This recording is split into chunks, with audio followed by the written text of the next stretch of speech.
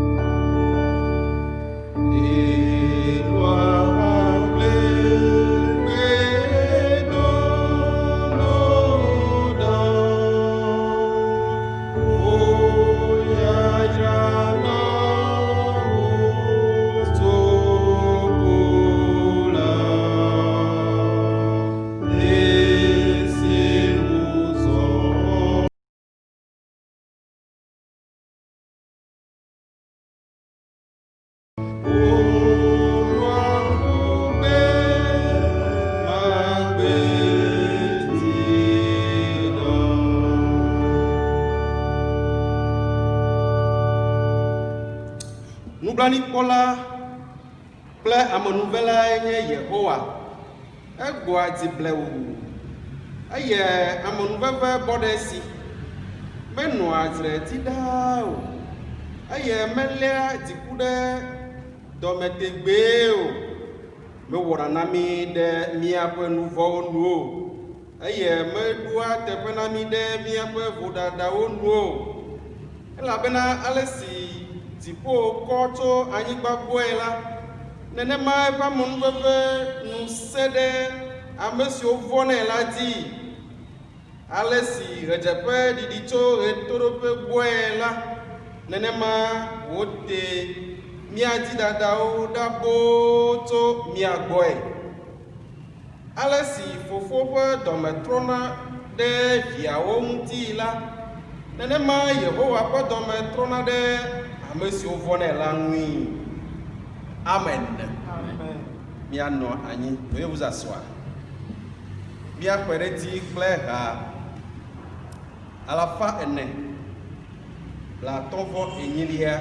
Nous allons continuer avec le cantique numéro 458. Nous allons chanter les 2 premières strophes. Míadi kukui ɔmeve.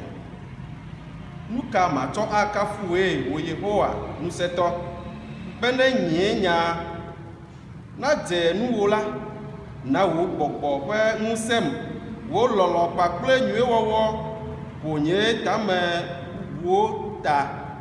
Fianye ŋusẽkatãtɔ mele akpe ɖam na wo. Ha 458 kukui ɔmeve.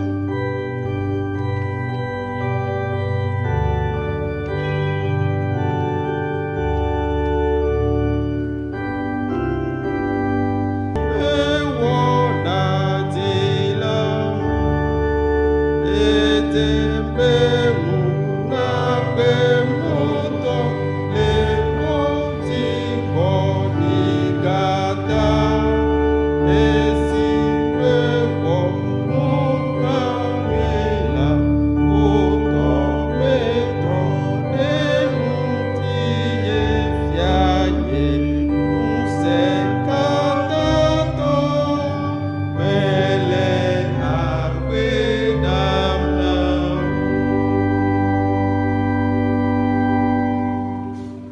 Mido moto mia dogbera. Prions le Seigneur. Mau nous c'est katato faut ma fort dans mon yoto. Mi vi belisia ou mi dodo nku mendi abe mi ato mi akwe akperada dodo nku me. Le amon veve dans mon yoyo kata ne to le amgoto pour me kata plom. Mi le jesi be mi won vo kede odentio. Mi tavo de o mau ba gbelanti ple mi ahavioti. Ndi ya mi mudola no nku me hafi uga ke wa amon veve we be mi le nku me. Ke mi le kuku dem no be tɔn bɔbɔbɔ koe alentina mi kankan bena mi afutiti abe de ti fu ene be yo kata nyenya sinaga tɔna mi ndia mi ate wa koe awon ti do kena mi anto mi alubo bodede ple mi aha bi bodede mi bia se o kata to mi adela Yesu Kristo ko nkome amen amen titre no mi afu mi apeti kose la position debout confession notre foi chrétienne.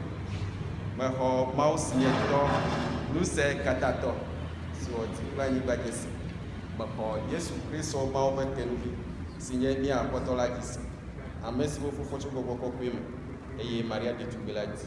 Merci beaucoup pour le compte au Pilato et au Kedati et au merci tiens peu et au Gafochon pour donner quelques toits et au tipo et non pas au secrétaire pour le afimo agatoava adropona bakpe la mokoko obo pejise o Kristo wo ha mokoko de ka si ja mokoko ko morodo nous vo keke ntila betiti ple de ma vo amen ya no anyi mia se pepa de ka pe ado ni da gbe na mawu le pe ameklomo egbe elenye leti asikelia kwa keke wi etolia trinitate wi enelia le mawunyao si otianami egbe keke ya lele bokua elenye vo apoto vonudrola amenkume makpola vo apoto bonudrola amankume makpola maula femia no beto mawo nyaume nya tem avo ne pe bonudrola ne nya no agbe mila agbe damna ame akple habe viu yu kata esimi oyoyo na o kuden ko yoyo pakpaji o te npo gumeleme. Écoutons maintenant le premier test du jour. Mias ngodo maunyao.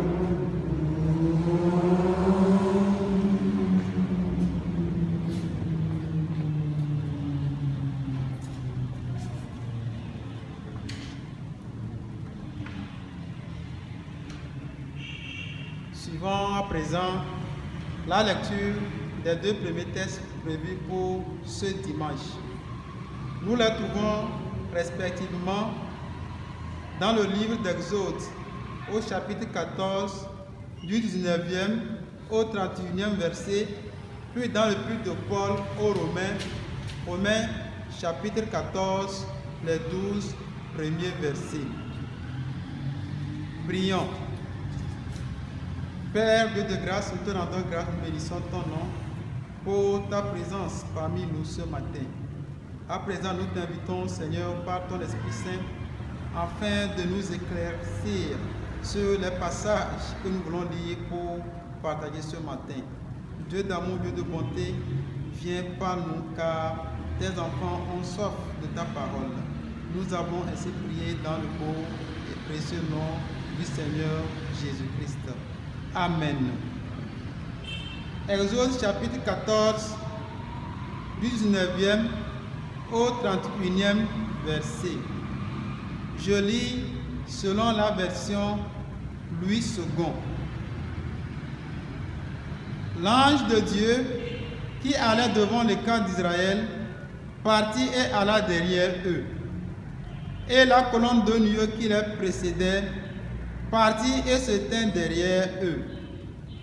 Elle se plaça entre le camp des Égyptiens et le camp d'Israël. Cette nuée était ténébreuse d'un côté, et de l'autre côté, elle éclairait la nuit. Et les deux camps n'approchèrent point l'un de l'autre pendant toute la nuit. Moïse étendit sa main sur la mer, et l'Éternel refoula la mer par un vent d'Orient qui souffla avec impétuosité toute la nuit. Il mit la mer à sec et les eaux se fendirent. Les enfants d'Israël entrèrent au milieu de la mer à sec, et les eaux formèrent comme une muraille à leur droite et à leur gauche. Les Égyptiens les poursuivirent, et tous les chevaux de Pharaon, ses chars et ses cavaliers entrèrent après eux au milieu de la mer. À la veille du matin, l'Éternel, de la colonne de feu et de nuée, regarda le camp des Égyptiens et mit en désordre le camp des Égyptiens. Il ôta les roues de leurs chars et en rendit la marche difficile. Les Égyptiens dirent alors: fuyons devant Israël, car l'Éternel combat pour lui contre les Égyptiens. L'Éternel dit à Moïse: étends ta main sur la mer, et les eaux reviendront sur les Égyptiens, sur leurs chars et sur leurs cavaliers. Moïse étendit sa main sur la mer, et vers le matin, la mer reprit son impétuosité, et les Égyptiens s'enfuirent à son approche. Mais l'Éternel précipita les Égyptiens au milieu de la mer. Les eaux revinrent et couvrirent les chars, les cavaliers et toute l'armée de Pharaon qui étaient entrés dans la mer après les enfants d'Israël. Et il n'en échappa un seul. Mais les enfants d'Israël marchaient à sec au milieu de la mer, et les eaux formèrent comme une muraille à leur droite et à leur gauche. En ce jour, l'Éternel délivra Israël de la main des Égyptiens, et Israël vit sur le rivage de la mer les Égyptiens qui étaient morts. Israël vit la main puissante que l'Éternel avait dirigée contre les Égyptiens. Et le peuple craignit l'Éternel, et il crut en l'Éternel et en Moïse, son serviteur. Amen. Amen. L'Épître de Paul aux Romains, chapitre 14, les 12 premiers versets. Faites accueil à celui qui est faible dans la foi, et ne discutez pas sur les opinions. Tel croit pouvoir manger de tout. Tel autre qui est faible ne mange que des légumes. Que celui qui mange ne méprise point celui qui ne mange pas, et que celui qui ne mange pas ne juge point celui qui mange, car Dieu l'a accueilli. Qui es-tu, toi, qui juges un serviteur d'autrui? S'il se tient debout ou s'il tombe, cela regarde son maître. Mais il se tiendra debout, car le Seigneur a le pouvoir de l'affermir. Tel fait une distinction entre les jours, tel autre les estime tous égaux. Que chacun ait en son esprit une pleine conviction. Celui qui distingue entre les jours agit ainsi pour le Seigneur. Celui qui mange, c'est pour le Seigneur qu'il mange, car il rend grâce à Dieu. Celui qui ne mange pas, c'est pour le Seigneur qui ne mange pas, et il rend grâce à Dieu. En effet, nul de nous ne vit pour lui-même, et nul ne meurt pour lui-même. Car si nous vivons pour le Seigneur. Et si nous mourons pour le Seigneur. Soit donc que nous vivions, soit que nous mourions, nous sommes au Seigneur. car Christ est mort et il a vécu, afin de dominer sur les morts et sur les vivants. Mais toi, pourquoi juges-tu ton frère? Ou toi, pourquoi méprises-tu ton frère? Puisque nous comparaîtrons tous devant le tribunal de Dieu. Car il est écrit, je suis vivant, dit le Seigneur. Tout genou fléchira devant moi, et toute langue donnera gloire à Dieu. Ainsi, chacun de nous rendra compte à Dieu pour lui-même. Parole du Seigneur. Amen. Amen. Continuons avec le cantique numéro 207. Mia iti kple ha alafa eve kple adrelia mia tsikukui viawo kata le titrenu. Nous allons chanter les 2 strophes debout.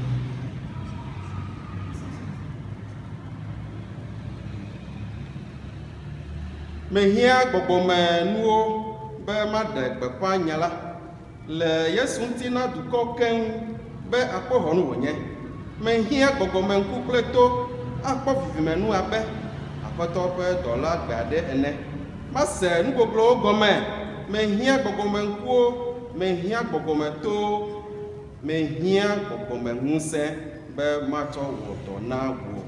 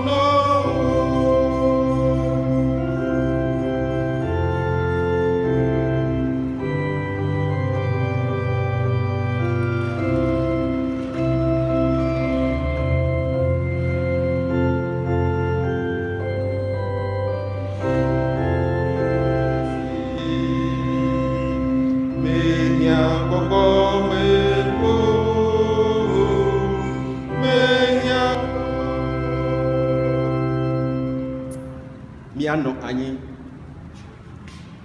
Miakpɔ miaƒe mawunya etɔ̃lia le nyanyue abe ale si Mateo ŋlɔe ene. Ta blavivɔ ɖekelia, ta enyilia, tso kpukpui blavivɔ ɖekelia va se ɖe blatɔvɔ tɔ̃lia dzi. Nyanyue abe ale si Mateo ŋlɔe ene. Ta enyilia.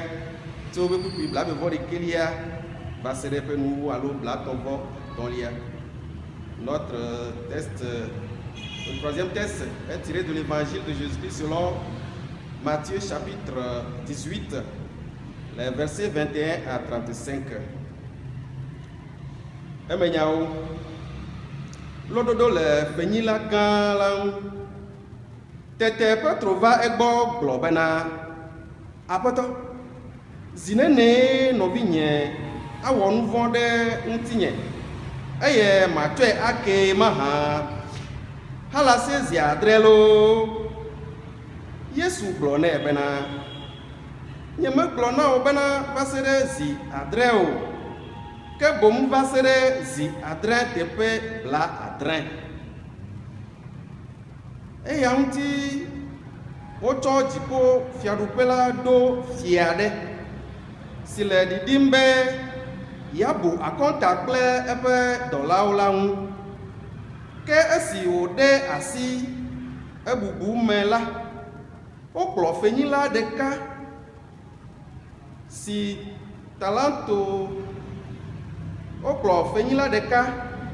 talento akpe 10 le eŋu la va egbɔ. Eye esi naneke mele esi wòatsɔ ahee o la, eƒe aƒetɔ la de se bena woatsɔ eya kple srɔ̃a kple viawo kple nu siwo katã le esi la aƒle ne woatsɔ aɖo eteƒe. Tete dɔla ma dze klo kokoko nɛ gblɔ bena gbɔdzi ble wu eye maɖo katã teƒe na wò. Eye aƒetɔ la kpɔ dɔla ma ƒe nublanui eye wòɖe asi le eŋu hetsɔ efe la kee.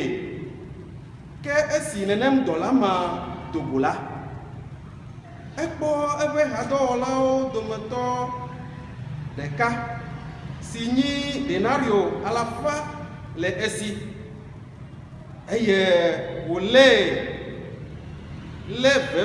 ve nɛ gblɔ bena ɖo nu si nenyi la teƒe.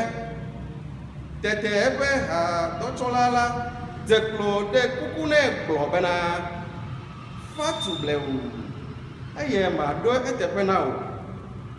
Gake melɔ o, ke boŋ eyi ɖatsɔe ɖe gaxɔme va se ɖe esime wòaɖo nu si wònyi la teƒe. Ke esi wotɔwo kpɔ nu si va yi la, eve wo ŋutɔ eye woyi ɖagblɔ nu siwo katã va ve me la fia woƒe aƒetɔ eteƒe. Tete eƒe aƒetɔ la yɔe va egbɔ gblɔ nɛ bena dɔla vɔ̃ɖi, esi ɖe kuku nam metsɔ nenem fe ma katã ke o la, alo mele na o bena wò hã nàkpɔ wò hadɔtsɔla ƒe nublanui abe ale si nye hã mekpɔ wò nublanui ene o mahã. Eye eƒe aƒetɔ la ɖo dɔmedzoe ɖe asi na ŋutasẽlawo halase esime wòaxe fe siwo katã wònyi la. Nenema ke fofonye si le dziƒo la hã la wɔ mi ne mia dome ame sia ame metsɔ ke nɔvia tso eƒe dzime o. Amen. Nɔviwo le Kristo me, nɔvi lɔlɔawo le aƒetɔ la me. Mawunya etɔawo katã wole wo ƒoƒu le nyati sia me be vɔ̃ aƒetɔ ʋɔnudrɔ̃la ŋkume makpɔ la. Nɔvi lɔlɔawo le Kristo me, nɔvi veviwo le aƒetɔ la me. Ne míate ŋu avɔ̃ aƒetɔ ʋɔnudrɔ̃la, ame si mekpɔna ame ŋkume o la, míato mawunya etɔ̃awo me ne míakpɔ ale yi míate ŋu avɔ̃ aƒetɔ ma si ke nye ʋɔnudrɔ̃la ŋkume makpɔ la. Ke le mawunya etɔ̃lia si míeŋlẽ kple mía nɔvi la, si woɖe tso Mateo ƒe nyanyui la tawi 8 tso 21 la va se ɖe 25 mea, míakpɔ ɖe gesi be Yesu kple eƒe nusrɔ̃lawo le ŋkuléle ɖe agbea ŋuti. Apostolo Petroa ewɔ babia na Yesu le ale si amegbetɔƒomea nu vɔ̃ wɔbɔ ɖo xexea me, ale mi wɔna vɔ̃ ɖe mía haviwo ŋutia. Ebia Yesu be zi nene nɔvinye awɔ nu vɔ̃ ɖe ŋutinye eye matsɔe ake mahã va se ɖe zi 7 loo. Petro ya be susumu ne amara wo mre ti o zireka zive ekaba sere ziadre la le yuda to be konyi me a ziadra enye ya globe do pe mleto le nu me vo Yesu ya nka ndodo ka wo ne Yesu don ne be ye ma glo na o be ba sere ziadre o ke bo mba sere ziadre te pe bla adre le siamea ne wa ti wa de chochoke ya gomena nusro lawa alo blepe eyi mewa echo lododo ade sike udonao be efiade na yin bayi sike huna mesilesi galesi yo donana ebe edevio ebe dotolao dona ganao ke le garodo me ha etuna konta me pe o benewa kefe ya o ke esi o la konta me tongle ebe dotolawa opro amadesi nyife denario akpe de ka alors akpe à la fin de ka yo nyi le efiamasi pour le denario si o yo vi lala eye ga o mare sike sonko ale gbegbe vo eye ntu adore egumea de kuku na fia be de kuku gamala mesu isi hade o fiala de gbebe wa jira iyanto esroa ifiao ne wa te wa to pepea vo alesi nene mesia jeklo de kuku na nene be fiala eye fiala to nene be fela ke ona mi yabe esi nene be fenyila adole efiagbo zirekala ekpo ebe ha dotola sike ha enyi fe denaro ala fareka sike me gogo ya pe fe ape de kede o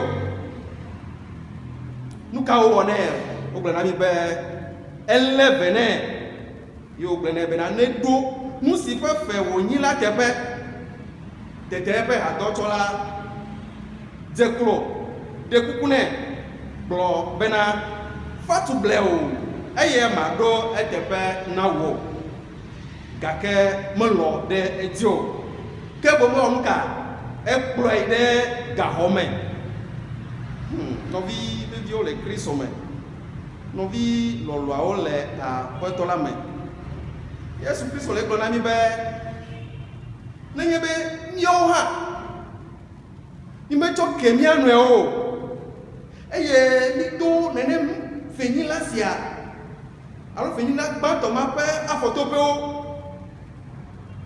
nenem ake i fofo sile tipo awo na mi gbe ma sikela ye akonta na gbe no vi be vie le Kristo me no vi lo lo le apotola me ni egbe awa yo be va alo ma wa yo be e fo na we gbe ade ne ele nkude wo do ele nkude agbeye no mnele ele nkude wo ma subo anti e kare tibe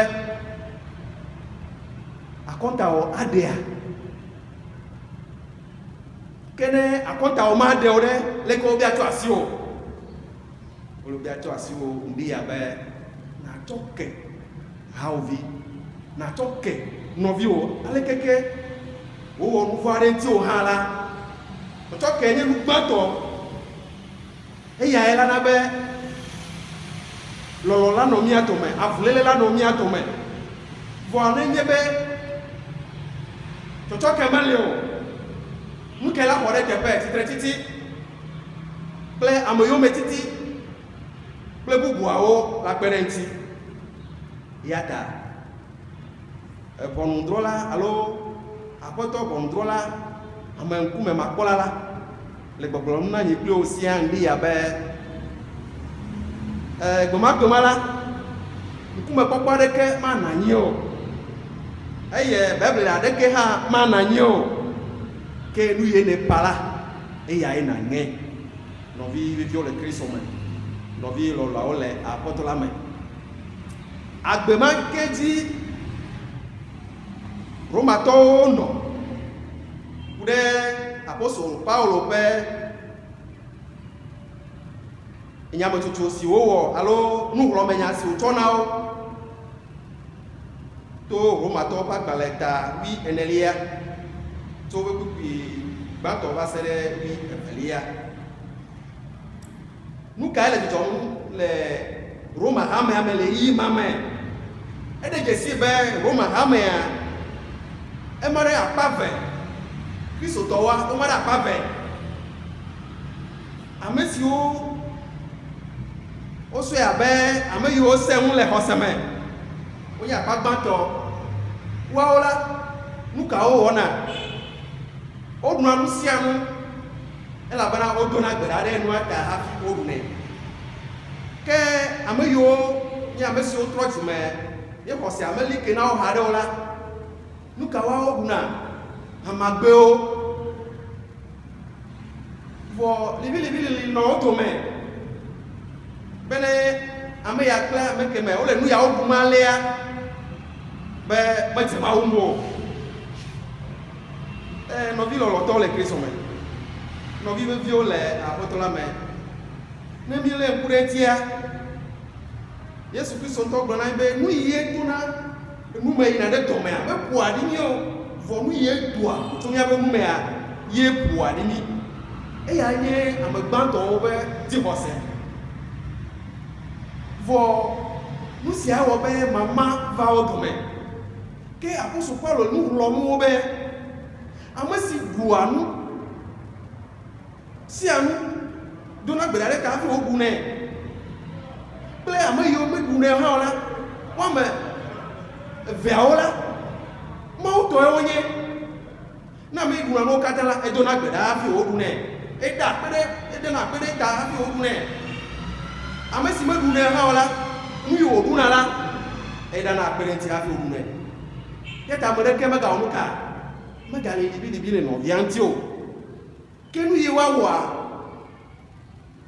ame yi ɖunɛ hã, ame yi meɖunɛ hã oa, enu ɖeka ele nɔ wo si ɖe Mawua subɔsubɔa ŋu. Eya la wɔe be le yi me woanɔ nya hem le wo nɔewo dome ɖo nu yi woɖuna kple nu yi woɖuna ta. Wole ɖe Mawu nya ŋu ye woate ŋu asrɔ̃ nu le Mawu gbɔ. Elabena ʋɔnudɔdrɔ̃ kekea le nu ye ne wɔ le anyigba dzi la ebe akɔnta na gbele. Ke ame ɖeke mate ŋu atrɔ ʋɔnu nɔvia o. Ame yi nye ʋɔnudrɔ̃la dzɔdzɔea eya le. Eya ta woaɖe asi le nenem ƒe edzrehehewo ŋuti ne woalé ɖe Mawu ŋuti. Nenema ke mía hã mi le agbea nɔm. Edzedzi wogblɔna be nu ka ya nye ame gbɔgbɔ kɔkɔea meli o. Ame bubuwo be gbɔgbɔ kɔkɔea yewo gbɔe wole. Ame bubuwo be dɔdada yewo gbɔe. Ne eɖa dɔ alo eɖa dɔ ame ɖe, ete ŋu dana dɔ ame ɖe. Ame ɖe ya wɔna nu ka? Eya wɔna nu bubu si ke menye dɔdada o. Le xɔse ƒe akpa dzi ke miaƒe te ame kae nye le dɔ wɔm na? Ame yi le dɔ wɔm na eyae nye ʋɔnudrɔ̃la ŋkume makpɔla. Ke eyae la drɔ ʋɔnu ame sia ame. Ame ɖeke mekpɔ mɔ adrɔ ʋɔnu nɔvia ɖo ŋgɔ na ʋɔnudrɔ̃la dzɔdzɔetɔ o. Eya wɔe be apostol Paulo to Mawu nya ya me woxlɔ̃ nu mi be eyi yiwo mi kuna ɖe dzrehehewo ŋuti ɖe nyahehewo ŋuti la boŋ míaxɔ mía nɔewo ale keke míele.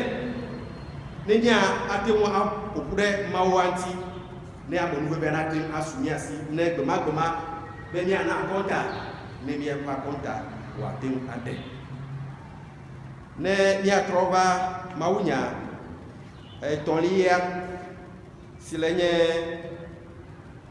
Mose esi o de to Mose pa kan evalia ta bi enelia to ba ku wi asekelia ba sele blaton vo de kelia onami nya be mau de aba duko plepe alo sese alo ebe asi sese yo to de ebe duko to Egypte nyigbati nde luka ha yu mo no fugbe yo me oto ke onami nya be esi wo do po atola nuka eto ona Mose alo ma bia to Mose sibene to be ati zo ti ara nuka afia etia eye o to fie la ti amada fe nuka ina be ti amada fe onami nya be iya ko kware chonka rejefe poto po ajiko e po nuka mare apaga fe eye o do gan abe ekli fe ne ye Israel onuka o to bubu ibela esi o to govo kekela nke ga jo onami ya be maudi ato Moses bele ga onuka le ga to pe ati sotia de ti ati le ya me tututu ekite to onuka wole Israel yo me timbe ya onuka yiwa leo yiwa ga tro ava ne pe me ke le maupe ava o anua wa pleope ava ko pete oti ulame ela bena pu aga onka etro pe no vi vivio le Christ ome no vi lo ola apotra me mi pole ye bondrola kume makola etrona bonwa nemi le kurentia ese Israel ko pe ni dodo e po bo fupepo eye nu ye o fia o le Egypte la mau de o eye amu ye o fia fu pete la fika oti pour amen no vi lo la o le Christ ome no vi vivio la contra mi nya nu kam tom nelele yi amo voa nu de kama ko no ko be apeto bondrola jo alkume ma pola le yue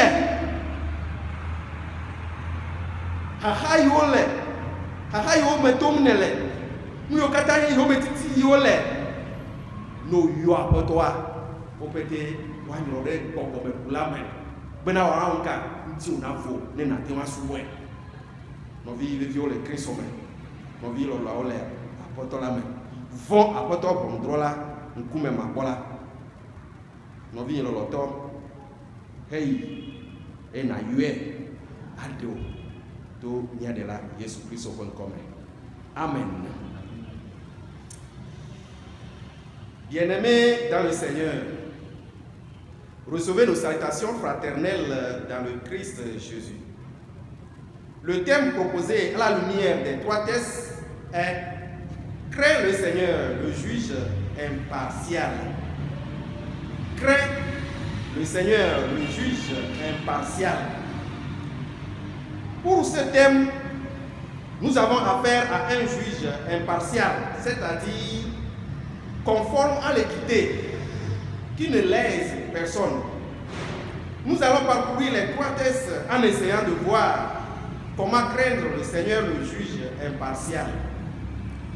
Dans le 3e texte, c'est-à-dire l'évangile de Jésus-Christ selon Matthieu chapitre 18, les versets 21 à 35, il s'agit d'une question posée par Pierre pour savoir combien de fois faut-il pardonner à un frère qui ne cesse pas de vous offenser. Pierre demande à Jésus jusqu'à 7 fois. Comme le nombre 7 symbolise la perfection, Pierre se dit certainement qu'en pardonnant 7 fois, l'offensé avait fait son devoir. Par sa réponse, Jésus fait clairement comprendre qu'il n'y a pas de limite au pardon. Le Seigneur Jésus illustre ses propos en racontant l'histoire d'un roi et de ses serviteurs. Certains d'entre eux avaient emprunté de l'argent au roi. Celui-ci était apparemment très riche et capable de prêter de grosses sommes d'argent, tout comme de petites. Mais il tenait bien ses comptes et obligeait ses serviteurs à lui rembourser les sommes empruntées. Le premier serviteur doit la somme considérable de 10 000 talents, c'est-à-dire 10 fois le montant des impôts perçus par les autorités au temps d'Hérode le Grand. Le second, quant à lui, la somme relativement dérisoire de 10 deniers. Autant de paiements selon la demande du roi. Le premier serviteur ne pouvait pas payer sa dette et demande pardon au roi, et le roi lui fait grâce de toute sa dette. Chers frères et sœurs en Christ, à peine sa dette remise, ce serviteur rencontre l'autre qui lui devait 100 deniers. Il exige qu'il lui restitue cette somme. L'emprunteur n'est pas en mesure de le rembourser et lui demande un nouveau délai. Mais le prêteur refuse d'avoir pitié. Il fait comparaître l'emprunteur devant le tribunal qui le jette en prison. Nous sommes horrifiés par l'attitude de cet individu qui a été traité avec tant de bonté et qui refuse de faire le moindre geste de grâce à son compagnon. Mais l'affaire parvient aux oreilles du roi. En effet, d'autres serviteurs qui ont été témoins de l'immense mesure de clémence du roi et de l'avarice mesquine du premier serviteur ne manquent pas d'informer le roi de ce qui s'est passé. Le roi, en tant que juge impartial, convoqua alors le premier serviteur impitoyable et lui inflige la sanction méritée. Chers frères et sœurs dans le Seigneur, n'est-ce pas notre image aujourd'hui vis-à-vis de Dieu? Nous prions chaque fois que Dieu nous pardonne nos offenses comme nous pardonnons aussi à ceux qui nous ont offensés. Est-il vrai que chacun de nous réponde à sa manière, selon ce qu'il pratique? Cette parabole nous rappelle que notre dette vis-à-vis de Dieu est incalculable. Toute parole, pensée et action est entachée de péché. Mais en Jésus-Christ, Dieu a trouvé le moyen de pardonner nos péchés. Mon frère, ma soeur, va et fais de même que le Seigneur. Et l'apôtre Paul ne sera pas du reste. Dans l'épître aux Romains, chapitre 14, les versets 1 à 12, il est question de vivre dans l'unité sans se juger les uns les autres. En effet, dans l'église de Rome, les chrétiens étaient divisés en deux groupes à propos de certaines questions. L'un des domaines de désaccord était celui de la nourriture, en particulier de la viande. Les faibles étaient sans doute ceux qui avaient un régime restrictif et ne mangeaient que des légumes. Ceux qui étaient forts soutenaient que de tels scrupules étaient inutiles et que ce qu'une personne mange ou ne mange pas n'intervient pas dans sa relation avec Dieu. Dans ce contexte, les forts étaient probablement les non-juifs qui constituaient la majorité de l'Église de Rome. Alors, selon Paul, au lieu de se juger et de se critiquer mutuellement, ces groupes doivent se tolérer et s'accepter comme Dieu les a acceptés en Christ. Paul continue à leur rappeler que Dieu avait fait de tous les croyants romains ses serviteurs et la seule personne à laquelle les serviteurs ont à rendre compte de leurs actes, c'est leur employeur, c'est-à-dire Dieu. L'appel de Paul à la tolérance s'appuie sur le fait que les chrétiens faibles, c'est-à-dire qui respectent certains jours et suivent un régime restrictif, et les chrétiens forts qui n'observent pas ces limitations, essaient tous de plaire à Dieu, car nous tiendrons tous devant le trône du jugement de Dieu. C'est pourquoi le jugement doit lui être laissé. Il est le Seigneur et le juge de tout. Ainsi, chers bien-aimés dans le Seigneur, crains le Seigneur, le juge impartial, car ce jour, il n'en aura pas d'avocat ni corruption.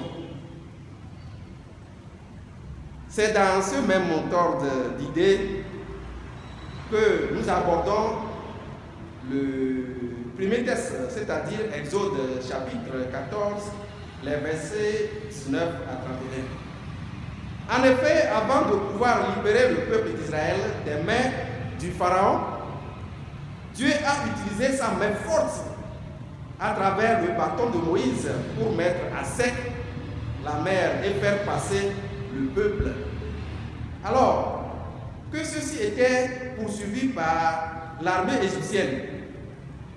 Ainsi, pour les faire périr, Dieu demanda à Moïse d'étendre son bâton encore après la traversée de tout le peuple d'Israël. Et ceux-ci furent noyés dans la mer avec tout leur armement. Chers bien-aimés, bénéficiaires de la parole divine, crains le Seigneur, le juge impartial, pour garantir ta vie par sa main forte. Je ne sais pas les moments que tu traverses, mais je t'invite à appeler le juge impartial. Il interviendra, quelle qu'en soit tes difficultés, quelle qu'en soit ta maladie, quel qu'en soit les moments où tu traverses, il est prêt pour noyer ce qui te nuit et tu ne peux pas le suivre certainement, ou bien tu ne peux pas l'adorer certainement. Alors il va noyer tous ses effets pour que tu sois libre comme il avait libéré nos grands-parents, les Israélites. Chers frères et sœurs en Christ, que le Saint-Esprit lui-même nous vienne en aide au nom de notre Seigneur Jésus-Christ. Amen. Amen. Mina mia topera. Prions le Seigneur. Apeto mia mawo ye da kono. Le amonu bebe yo ne ga tsona mi ndia be mi ga se wa gbenya.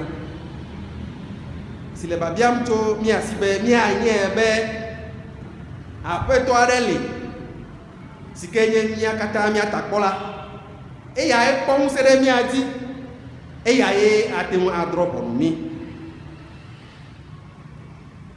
Ken wi ga bia to mi asenye be mi a to ken ya nwe o abale ye wo to cho ken na mi ene mi ama wo bobo ma mele mi amore to cho ke bobo mele mi amo ni le kuku dem na ndi ya be bere mi amsi na cho ke bobo la na mi enu yo katanya le bile le amonwe on na de da kenkele ni ame le nya pe ame le nya pe du kwa ame bena ni ate mo akure nu ogloe eye to wa mo fava me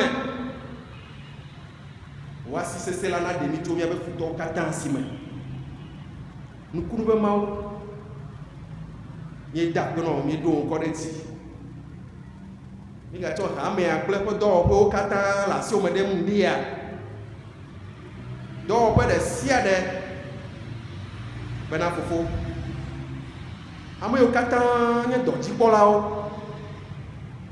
Na o be nyane direct.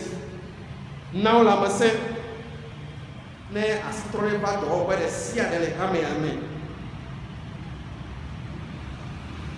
Nene make mi hame vio pere mi ante mi age turu la o bena klo agbanto ate ma klo mi le ma o vovo me e mi agbero no kata na do e la bena ne la syndrome le mi a be si agbe be mi azuito agbe kafu ye na ondia ya ma o me no be tu envi o me no ba kosi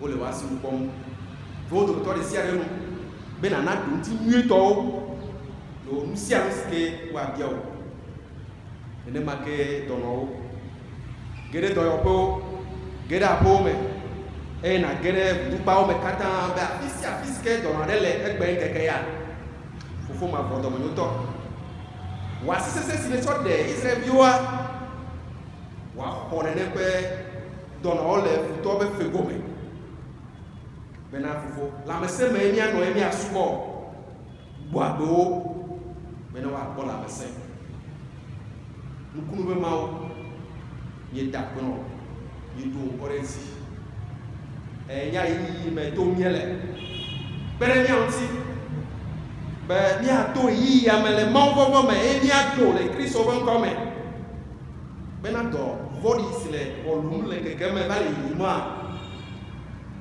abale ye e ki to o dia po amea bi sama ne ko to le na obe na nyuere la me bena ko to na bugri la ni gbati le vio na po wa sumo nya ko to e pole yo ko to o jida ko me amu blani ina ko we na mi kati ko sebe e se ya ko ko be tonami Dumia et là Jésus Christ au bon.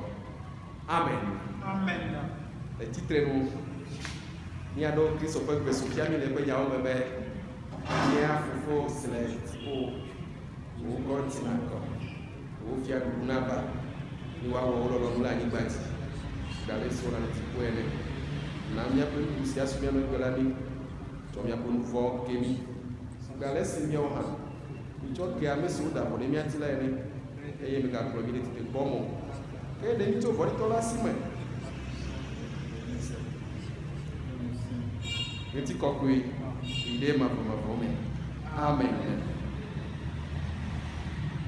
von apoto mondrola nkume makola miko maobe yaira mau enye amesi pa muse le dowom le miame ede wo anu si anu na mi wo so ago fungu alesi me biana aronu si me buna go ha nti kokwe na nye ya matole amela ple Kristo Yesu me to jiji me o katanji to ma vome ide ma vome mi re ile petit pa fala me amen Amen. ya wu ya pa su kwa nu